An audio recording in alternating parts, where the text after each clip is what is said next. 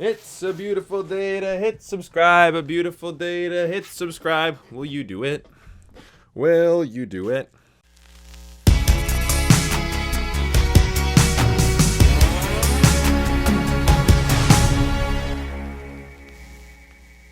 Yes, guys, I feel like I needed to have a kind of vest on for this review, and of course it's Vancouver. It's the only one I got. Hey guys, my name is Brandon, aka the BrandoCritic, and on this channel it's my job to point you in the direction of movies worth checking out. So if that interests you, definitely hit like and subscribe. And today I'm here to tell you if A Beautiful Day in the Neighborhood is worth a watch. So I should mention right off the bat that A Beautiful Day in the Neighborhood is not a biopic about Fred Rogers. It's actually a story about a cynical journalist named Lloyd Vogel, played by Matthew Reese, who was tasked with writing a piece on Mr. Rogers, Tom Hanks, for Esquire magazine. The story is based on the Can You Say Hero article for Esquire magazine back in 1998, written by Tom Janud, I actually don't know how to pronounce his name, who the character of Lloyd is loosely based on. So is A Beautiful Day in the Neighborhood worth a watch?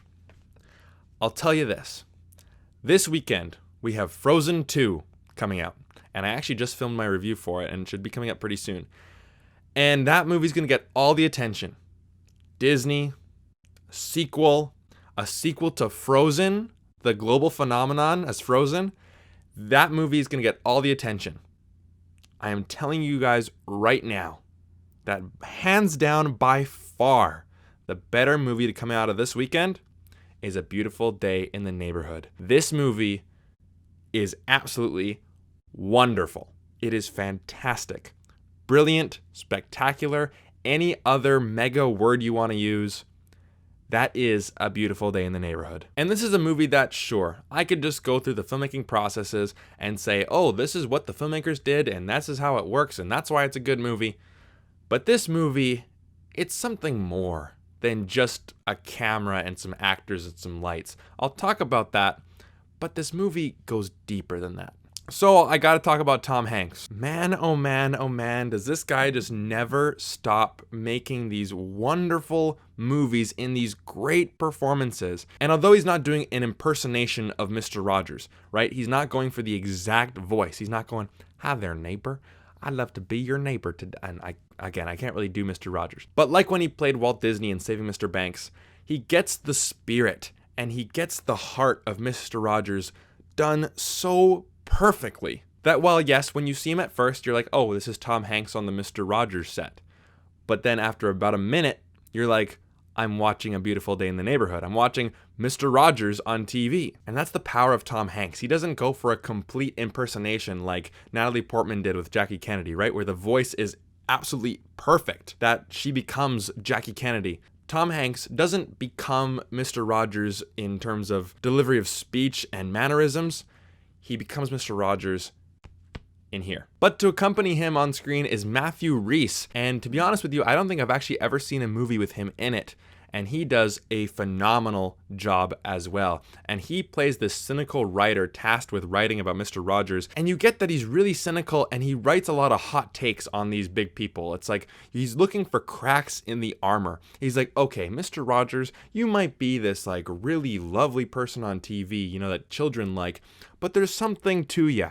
It's an act. I know that there's something behind the mask, right? What is it? And you can see that Mr. Rogers just loves kids and loves bringing joy to millions of people. And then here comes Matthew Reese's Lloyd Vogel just to try to destroy that, right? And you look at him and you're like, wow, you are such a prick.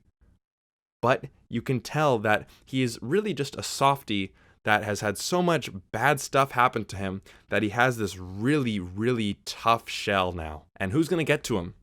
Mr. Rogers. And I also love that the movie is formatted like a Mr. Rogers TV episode, right? It starts off, you know, with the little town, and it starts off with the 4:3 aspect ratio, and it has Fred Rogers come in, and he has the vest, and he has the shoes, and then he talks about forgiveness, and he's talking to you guys. He's talking to the audience. He's breaking the fourth wall, and that's what the movie is actually about.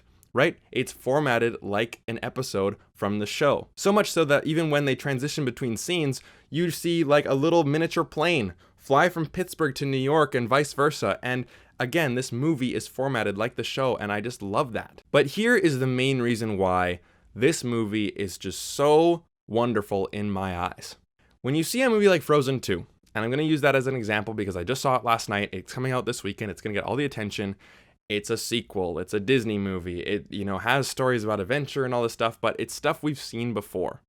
But when you leave the theater, it doesn't really impact you. It doesn't leave a lasting impression. And it's a movie that when you just go to the theater, you turn off your brain, you turn off your heartstrings. Well, you hope that you can get some emotional investment into it, but you just kind of turn off your brain, you relax, you sit back, and let's just let the movie happen. Movies like this, they really make you think and make you feel.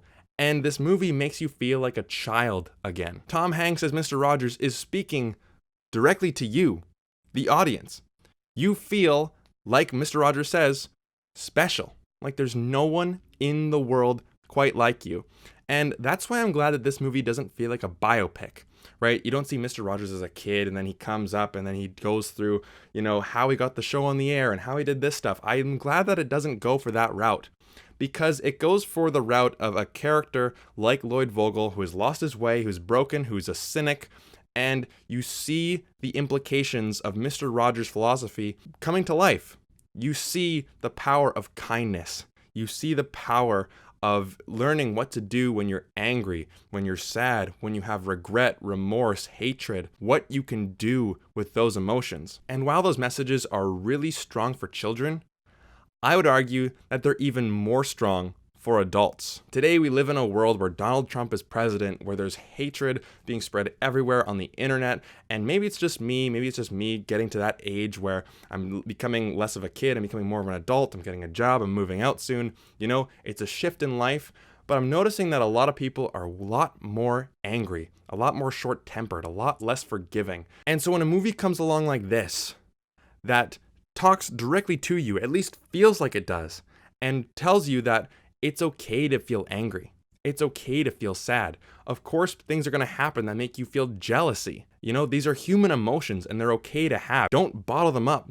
Let them happen, but deal with them in a constructive manner. And you really see the effects of that on the Lloyd Vogel character. And there's one scene in this movie, and I'm not going to spoil it. It is so surreal.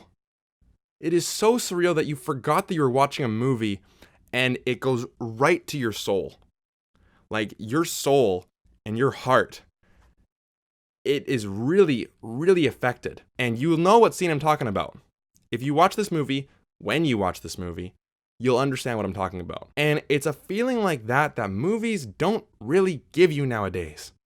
In the age of Disney live action remakes, of sequels and remakes and reboots and cinematic universes, I think we're just trying to get, bigger and bigger and bigger, that we're forgetting about human emotion. And this movie reminds us that we are all human and there is no one on this planet like you. Yes, you who's watching this video right now. There is nobody like you. I'm giving A Beautiful Day in the Neighborhood a 5 out of 5. I did not expect to like this movie this much. This movie is amazing. I truly believe that. And it was funny, I was thinking about my top 10 movies of the year and like what movies are probably going to be on that, because we're nearing the end of 2019. It feels like it flew by. Avengers Endgame is probably going to be number 1 or number 2. Who knows what Rise of Skywalker is going to be like. Spider-Man, Toy Story 4. It's like those are the movies that are probably going to be at the top, just like everybody else.